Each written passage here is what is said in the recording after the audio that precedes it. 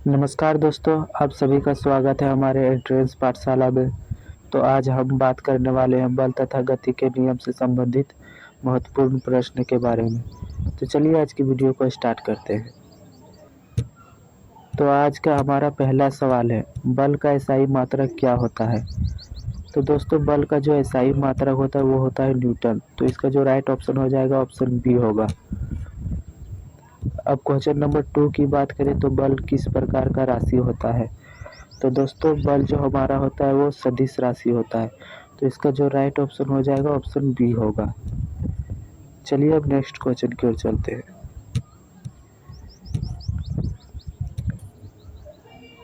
अब question number 3 की बात करें तो निम्न में से न्यूटन का प्रथम नियम किससे संबंधित है? तो दोस्तों, न्यूटन का जो प्रथम नियम है वो जड़त्व से संबंधित है। तो राइट ऑप्शन बी हो जाएगा।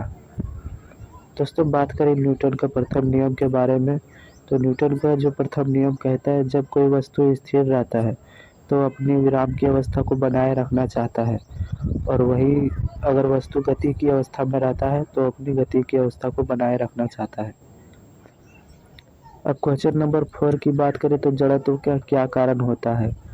तो दोस्तों, जड़त्व का जो कारण होता है वो द्रव्यमान होता है। तो राइट ऑप्शन बी हो जाएगा। चलिए नेक्स्ट क्वेश्चन की ओर चलते हैं। क्वेश्चन नंबर 5 की बात करें तो निम्न में से न्यूटन का द्वितीय नियम क्या बताता है? तो न्यूटन का जो द्वितीय नियम बताता है वो कहता है फोर्स इक्वल टू ma।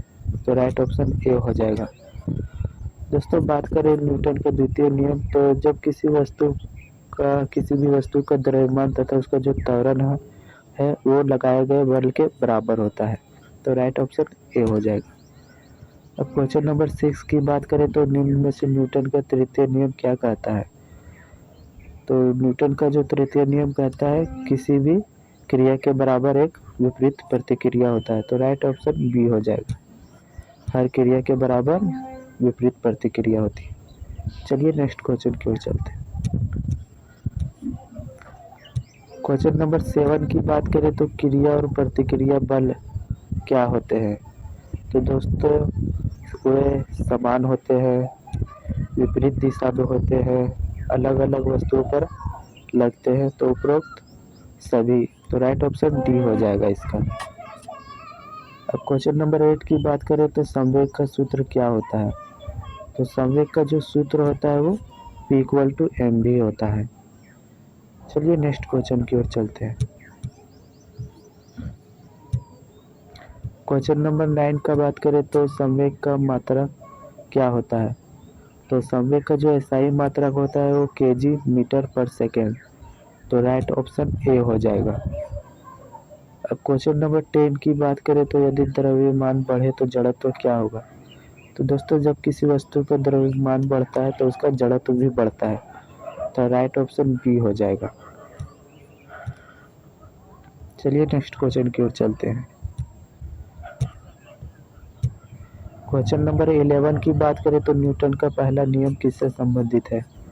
तो दोस्तों, न्यूटन का जो पहला नियम है वो जड़त्व का नियम भी कहते हैं, तो यह जड़त्व से संबंधित होता है। तो राइट ऑप्शन बी हो जाएगा। अब क्वेश्चन नंबर 12 की बात करें तो यदि किसी वस्तु पर कुल बल शून्य हो तो वह क्या होगा? तो दोस्तों, जब किसी वस्तु पर कुल बल शून्य हो जाता है तो वस्तु स्थिर हो जाती है और समान वेग से चलती है। तो राइट ऑप्शन डी हो जाएगा। बी और सी दोनों होगा। चलिए नेक्स्ट क्वेश्चन की ओर चलते हैं। अब क्वेश्चन नंबर 13 की बात करें तो गेंद को दीवार पर मारने पर वह वापस आती है, क्यों?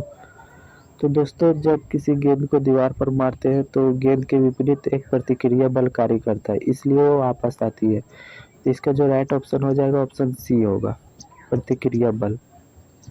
अब क्वेश्चन नंबर 14 की बात करें तो रॉकेट का चलना किस नियम पर आधारित होता है? तो जो रॉकेट चलता है वो न्यूटन के तृतीय नियम पर चलता है।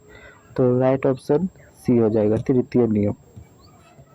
चलिए नेक्स्ट क्वेश्चन की ओर चलते हैं। क्वेश्चन नंबर 15 की बात करें तो यदि वेग शून्य हो तो संवेग क्या होगा?